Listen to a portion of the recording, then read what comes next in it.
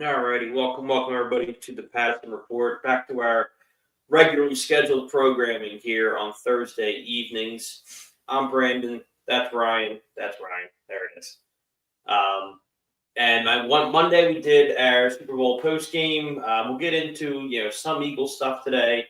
But we do kind of have this weird kind of bye week gap between now and the Super Bowl where we're not going to hear much of anything this week, I don't think, except for some big news that came out today. Um, and then next week we'll probably have a much longer Super Bowl preview episode. Oh, it's exclusively next week. Yeah, this week is just we didn't want to skip a Thursday, in lieu of being on Monday, but this will probably be a 15-20 minute. There's not a whole lot going on in Philly sports at the moment. But the big news coming out of today is that BG is back. Not sure how he's doing it. Torn tricep less than 10 weeks ago. He was out there with a pretty significant brace on, but out there nonetheless. And they caught up. I think John Clark caught up with him after practice, and said his body feels like he's in football shape. He felt strong. I didn't catch anything about what his limitations are with the arm necessarily, but he said he feels strong. He feels fast, and if he plays at all, which was kind of a big if, he said he will only play if he's 100%. So that's something to keep an eye on. But his practice window did open. I'm glad he said that with 100% because I don't want to take snaps away from these young guys. Hunt's been playing great. Of course, Josh Sweat's a staple at this point. Nolan Smith is coming to his own. I don't want him taking snaps away from the young guys that have transformed this defense. I understand BG is a legend here. He was balling before he got hurt. Don't forget. That Rams game was one of his best games on tape ever, I'd have to say, before he got hurt. Yeah. That was classic BG. But you and I talked about it today. I think we were in agreement there. And, Vic Fangio has been very clear about, the production over everything. I mean, we gave Bryce Huff a monster deal to come be a premier edge rusher here.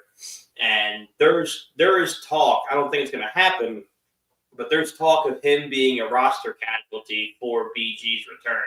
I think more accurately, it's probably going to be Paris Campbell. But the fact that it's even come up at all that Bryce Huff might even make the Super Bowl roster it's all just to say that Vic Fangio doesn't give a shit who you are. If you're producing, you're going to see the field. So I don't think that BG is going to come back. He's certainly not going to jump Sweat. He's certainly not going to jump Nolan Smith, I don't think. The place where you could see maybe a shared snap count would be he might take a couple snaps away from Jalix Hunt. Which Hunt's been playing. I don't want that. Hunt's been playing really good. Hunt's been playing really well. I do think of those three guys, that BG is going to take snaps from somebody. Hunt has shown flashes, and he's pushed the pocket. He's kind of made some things happen. He's not finishing like Nolan Smith is, and Josh Sweat is the more proven pass rusher. If he has to take snaps from somebody, I'd rather be Hunt. Yeah, I mean, it's so tough, though. I mean, I want him back. Obviously, if he plays in this game, it's a swan song. He's done. If he plays in this game, it's his last game ever. Yeah, because he's playing severely hurt. I mean, he is going to screw up. He wouldn't do that. It was a torn tricep, right? Yeah. Yeah, so him. I mean, he's not healthy. He's healthy enough to play one. This feels like who is it? Dwayne Wade did this. Ray Lewis is a better football example. Yeah, Ray Lewis. Yep. Yeah, but that was in New Orleans as well, by the way. What's up? That was in New Orleans as well, by the way. Yeah, that was the Ravens Niners, if I remember. When the lights went out. Lights went out. But so yeah, you don't play this game if you think there's a football career beyond this for you. And look, I mean, I do get what you're saying. I mean, the young guys have shown us a lot. BG was playing some of his best ball when he got down, so I certainly don't think he's a step backward on the field. Mm-hmm. I want him leading us out of the tunnel with the Kobe Dean's jersey. That's what I want.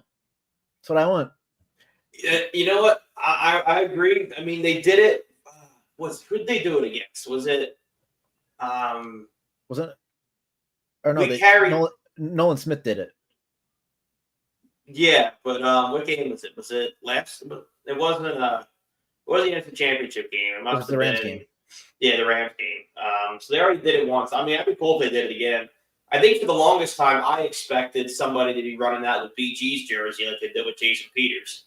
Um, but the fact that he's playing, the fact he's playing is awesome. I mean, on-field production aside, he's not going to hurt you, but just what he means to the team and with the confidence he gives the defense, especially in a Super Bowl. I mean, I love how young our defense is. It's great because we've been so old for so long on defense. That being said, in the biggest game of the year, our vets really include Darius Slay. I mean, C.J. Gardner-Johnson to a degree, but the adult in the room is Darius Slay. So getting BG back will be huge for that. Yeah, I mean, I'm gonna love to see him on the field. If he gets another strip sack to end the game, that's what I'm saying. There's a chance of that happening now. And I've seen most Eagles fans talk about what the field conditions are gonna be like. So I have to look into that. I think it's gonna be turf. Well, yeah, it's at the Superdome. Yeah. They don't. I think the only people that roll in and out grass is Arizona. It's my understanding. I know. I think the Rams might do it too. I think that's. Oh, yeah, Inglewood. Yeah, you're right. And they might, but that was the biggest concern of last game because everyone was slipping and sliding. It was just a rough game, and the Eagles couldn't get Patrick Mahomes on the ground because they were slipping, sliding, couldn't win pass rush moves because you were just gliding all around the place. Defensive front's younger now. I don't think people realize what the Eagles started on defense in that Super Bowl. Have you been seeing it side by side? I saw the side by side, but I think it was CBS or the 33rd team or someone posted that. RD tackles. I love Fletch, don't get me wrong. Linval Joseph and Ndamukong Suh. They've had legendary careers. They have longevity, crazy careers. But Jalen Carter, Jordan Davis, and Milton Williams compared to those guys, woo! Yeah. Because you figure, and this is an insult to what Jalen Carter's doing right now. He's surpassed that version of Fletch. But the only parallel you could possibly draw is, elite interior lineman in Fletch, elite interior lineman in Jalen Carter. Those two are at least in the same conversation. Jordan Davis versus that version of Linval Joseph, different leagues. Milton Williams and that version of Ndamukong Suh, different leagues. That defensive line is so much better than it was in 22. And if you remember, coming into that game in 22, we lived and died by the pass rush. Yep, we live by the pass rush. And if you look back at that box score, I don't understand the spread at all of this current game, but I get it at the same time. Miles Sanders had 11 for 27 or 28 or something like that. Yeah, he didn't run the ball well at all. I mean, I don't think anyone was running the ball well on that turf anyway, but no. It's one of those things where the Eagles feel significantly upgraded since last time, and the Chiefs feel like they're a worse version than 22. Yeah, I think they're a less explosive version in 22. I mean, the Chiefs' defense is legit. They play a tough schedule. I believe last week was their first time breaking 30 this year, and look at their records. So, their defense is, if we're 1, they're 2. They're the real deal on defense. When we faced them last time, they were a high-powered, high-flying offense. This could be a very low-scoring Super Bowl. Yeah, and I like that. I think the Eagles are built to drag somebody out in deep water and just gut punch after gut punch. All things considered, I think Pacheco is a hell of a back. And he's not even the starter anymore. He's hurt. He's still hurt. Kareem Hunt's the starter now, basically. They split reps last week, but I thought Pacheco was back. He was back, but they're splitting. Okay. Well, either. Yeah, he's still lingering from that. I think it was a broken femur. It was really bad. In week 3. I don't know.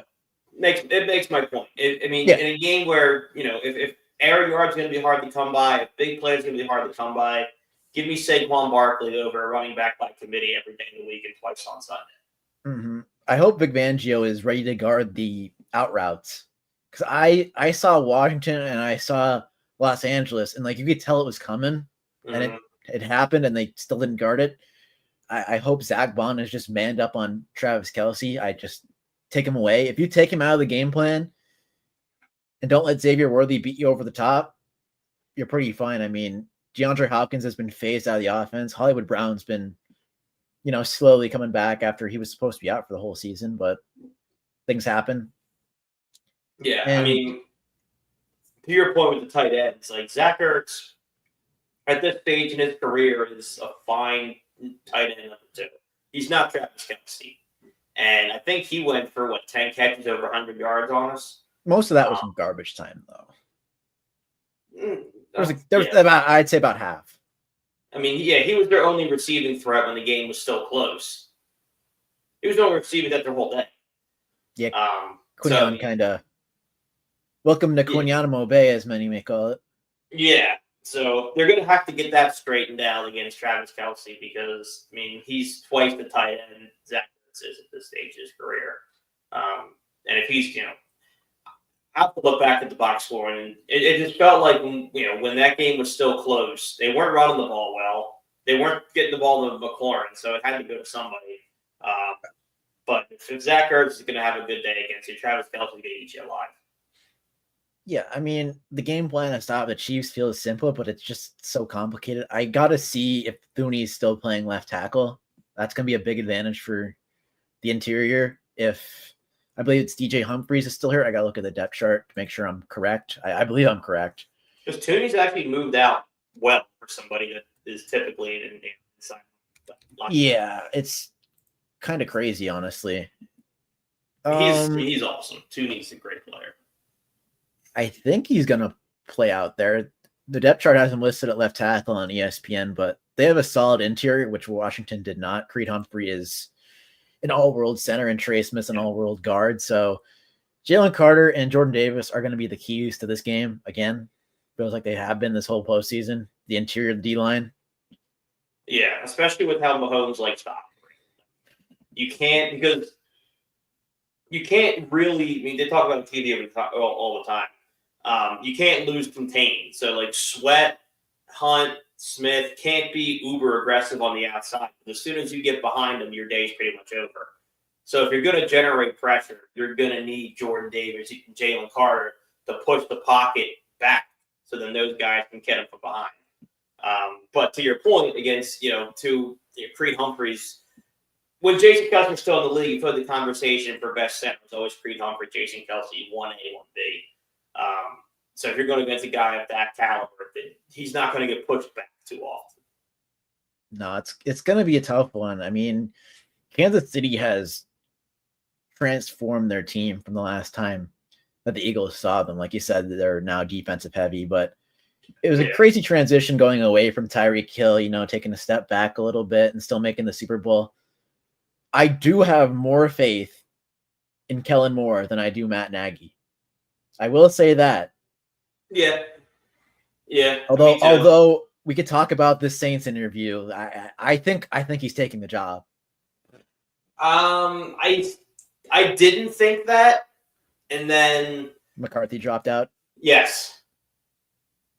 Everyone's dropping out except Kellen. Yeah, because McCarthy's smart enough to know two things. One, he's not going to let himself get turned down by the Saints. It's a horrible look publicly. Two, he knows that job is a dumpster fire. And if he's been fired twice. So if he only thinks he has one more shot at being a head coach, he's not going to let it all ride on the Saints. I don't think Kellen Moore should either. I don't.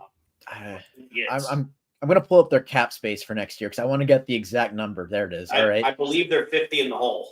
Negative 54 in the hole. Yeah, they're in cap hell, and Derek Carr will not budge. Yeah, it's a tricky situation, which we may have to talk about in the future with the Eagles keep, kicking that can down the road. But at least the Eagles are making Super Bowls, making playoffs, competing every year, while the Saints are going 8-9, 7-10, kicking the can down the road even more to field somewhat of a team. So we might have to talk about that in the future. I got to read my book over here on the salary cap to understand that more, but it's just, I don't know why Kellen Moore would take that job. And I saw the list of potential hires, and I'm scared, honestly. Yeah, like why? Yeah, I don't know why he would But go down. the best choice is also simultaneously the worst choice. Yeah. In Doug, we talked about this. Oh, it's OC. Yeah, I think it's the best choice, but it's simultaneously the worst choice. Well, why would it be Doug? Why wouldn't you go get Frank Reich again? I don't think he's evolved enough, if I'm being honest. You think Doug is? No, but I think I mean, it's tough. I mean, and Doug also can't bring Press Taylor with him. Press Taylor, I don't know if you saw, is the passing game coordinator now in Chicago, and Chicago and Jacksonville Jaguars fans were rejoicing in the comments. Just saying that. That is right where he belongs. That is another perfectly inept franchise for him to ruin. It's so tough because the reason you can't bring Doug Peterson back is the same reason you can't bring Nick Foles back. You can't have him looking over Sirianni's shoulder. The fan base isn't mature enough to handle that. I like I said, I think it's the best and simultaneously probably the worst choice. Yeah, he would undermine Nick, and as as quirky as he can be, and as publicly off-putting as Nick can be at times, he is unquestionably the leader of this football team. And I think if you take that element away from him, this whole thing falls apart. Yeah, I mean, I looking at it from like an outside perspective of all these jobs are filling now. I don't want to promote from within because it didn't work last time. And yeah, sure, Kellen's had his rough spots throughout the year, but it worked. We're in the Super Bowl. He coached a fantastic game last week in the NFC title game. I don't want to lose him, but like it's not one where I'm like, oh no, what are we gonna do if we lose him? Like that would be a Vic Fangio thing. If we have Vic Fangio retired, it's panic mode. Yeah. The thing that I appreciate about Kellen Moore is the same thing that I appreciate about Shane Steichen. He didn't wait too long to evolve. Like we were 5 weeks into the season, and the plan. It kind of reminds you of every team scripts the first 15 plays every game. Yeah, they were not good at it. Yeah, we're horrible at it. But 5 weeks in, whatever they thought this team was going to be, it very clearly wasn't. But rather than trying to force a square peg through a round hole, he did what Shane Steichen did and went, all right, what do we have? We have an all-world line and the best running back in football. Let's not overcomplicate this. Feed Saquon the ball. And it's worked twice. So that's the one thing that I like that Kellen Moore was smart enough to do, because that's not his MO. He was not a running offensive coordinator when he got here. No, Dallas passed the ball like 50 times a game, it felt like, when he was there. But I think he still has tricks up his sleeve. I'll be honest. He pulled some out for the NFC title game. The Dallas Goedert direct handoff end around were pretty sweet. I don't know what was going on. I was looking at my TV, like I said on Monday. I was like, what is happening here? I haven't seen this. I've watched you for how many weeks now? And so I think they have more tricks up their sleeve. I'm waiting for the Saquon jet reverse out of the tush push. Yeah. It's gonna happen. It's gonna happen. It's got to be in there. This is my 70. This will be my 21st week now of just this season alone, let alone all the previous seasons. Somebody give Jordan Mailata the football. I agree, but we give it to Penny Sewell's a linebacker by trade. They taught him how to do this stuff on the line. Go back and watch rugby highlight tapes of Jordan Mailata. Give his big Samoan ass the ball. Did you see the clip of him mic'd up on the Saquon run? Yeah. He's a lunatic. Dude, the treasure. I don't know. We need to build Stalin a statue. We've been over that many times, but they were. Someone else got him mic'd up. He was doing Bane quotes at the line. I didn't see that. It was awesome. He was like, do you fear me more than fear itself, or some bullshit like that? Dude, I want him lying across from George Karlaftis. I want him looking it in the eyes, and I want him saying Bane quotes next Sunday. I need it. It was so funny. I'll have to find a video, but he was quoting Bane to this. And do you remember, Washington's O-line is not great. So this guy's already shitting himself. Then he's got this ludicrous Australian dude quoting Bane right in his grill. I'd be pretty shook too. Yeah, I mean, I want him to give him the ball, but at the same time, if you don't have something scripted, something 100% in the Super Bowl, I don't want to run it because Patrick Mahomes is going to keep this game close. We already know that. Yeah. It happens every time. He's going to find. I still can't believe Kadarius Toney was the one that put us away last time. It's crazy that his career has, that was basically his last big game, which just tells you Patrick Mahomes and Andy Reid could get the best out of literally any player on any offense. Yeah. I'm nervous about Xavier Worthy hitting a long one. I'll say that right now. He's been impressive these last couple of weeks. He had over 100 total yards. And the icing on the cake is the Bills let the Chiefs draft him. I don't know why they keep doing this. They let him draft Mahomes. They let him draft Xavier Worthy. I mean, but someday you just got to stop. When you look at who's he beat, he's like, think of who you have to beat deep. That's why we don't get beat deep that often. No, I don't. I'm just nervous because he has the all-time 40 record. I mean, if Andy Reid wants to scheme him something down the field, Vic Fangio will see it coming. That's the beauty of that shell. Keep everything in front. I'm just saying that's how Vic plays. That's why we get, those out routes, and Zach Ertz got us last week. But yeah, I just wanted to throw it out there because yeah, let's talk about that because don't hand players to your rivals. That should be a theme. I mean, Washington did that too. So yeah, I mean, DeJean. Yeah, what a steal he's been. But all right, well, we don't have not a whole lot of Eagles this week. In short news, Sixers are slowly piecing it together. I'll be there on Sunday actually for Sixers Celtics. So that'll be a good way to distract myself from the fact that there's no football this Sunday and that the stupid Pro Bowl is taking center stage. Before we cut this off, you see Drake May made the Pro Bowl. Just blow it up. I love Drake May as like a prospect. Like he was like a no doubter, felt like. But at the same time, you look at his stats this year and you're like, oh, I mean, of course you have to replace. You have to replace people. I think Bo Nix should have made it personally. Yeah, over Drake May. It was a much more impressive season. Yeah, I get that Lamar and Josh Allen backed out for playoff reasons to get healthy and whatnot. They were playing late in the season, so I get why people back out. But there was someone who made a really good point, like to not put it on your page or something, or to designate that you're an alternate, something like that.